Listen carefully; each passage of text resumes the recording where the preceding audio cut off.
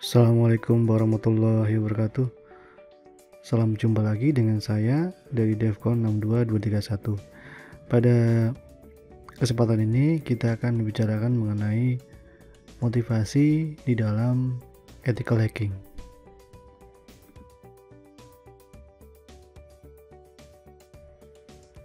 Beberapa alasan yang melatar belakangi seseorang melakukan tindakan hacking antara lain adalah yang pertama, eksperimen atau percobaan.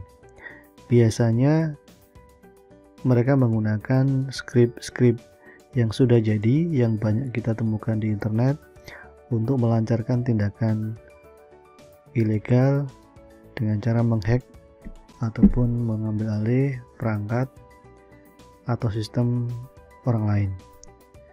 Motivasi yang kedua adalah motivasi psikologi. Kalau ini memang berkaitan dengan kondisi mental ataupun karakter dari seseorang.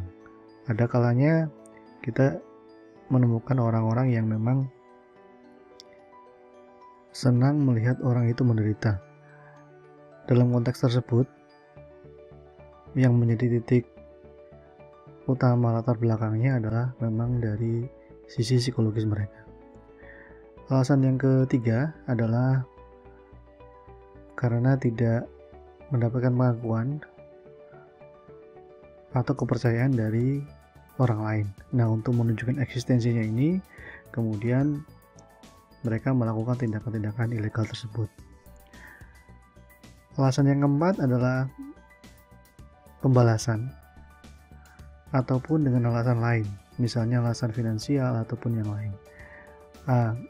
Bisa jadi mungkin pada titik ini seseorang merasa disakiti ataupun merasa dirugikan oleh tindakan seseorang atau suatu organisasi, dan ini yang menyebabkan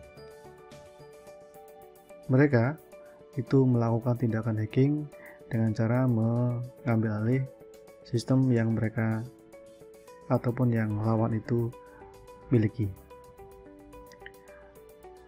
Alasan yang kelima adalah keinginan untuk mempermalukan orang lain. Nah, ini umumnya berkaitan dengan alasan yang keempat. Jadi mereka ingin melihat seseorang itu dipermalukan di muka umum dengan cara misalnya saja mengambil alih sosial medianya, kemudian setelah diambil mereka melakukan posting-posting yang bisa jadi itu mempermalukan dari si pemilik akun yang asli. Alasan yang keenam adalah spionase ataupun mata-mata. Nah, ini biasanya digunakan atau dipakai oleh agen-agen intelijen baik di dalam maupun di luar negeri. Yang perlu kita garis bawahi adalah dari sekian alasan yang tadi sempat kita ulas, ada salah satu studi yang mengatakan bahwa 90% alasan seseorang melakukan tindakan hacking adalah karena finansial dan spionase atau mata-mata. Kemudian baru diikuti alasan yang lain, misalnya aja iseng ingin bereksperimen, membalaskan dendam, dan lain sebagainya. Dari sekian banyak industri yang ada di dunia, ini ada 6 yang paling sering terkena serangan cyber, yaitu yang pertama adalah organisasi kesehatan, organisasi yang berhubungan dengan makanan dan delivery service, lalu organisasi yang berkaitan dengan layanan umum, professional service atau organisasi private, lalu 7% adalah organisasi yang berhubungan dengan keuangan, misalnya bank, asuransi, dan lain sebagainya. Yang terakhir adalah 8%, atau yang terakhir itu adalah organisasi yang berhubungan dengan retail.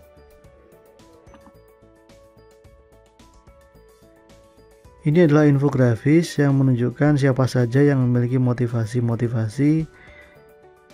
dalam melakukan serangan cyber. Nah, untuk internal aktor ini paling banyak dilakukan oleh sistem adminnya sendiri.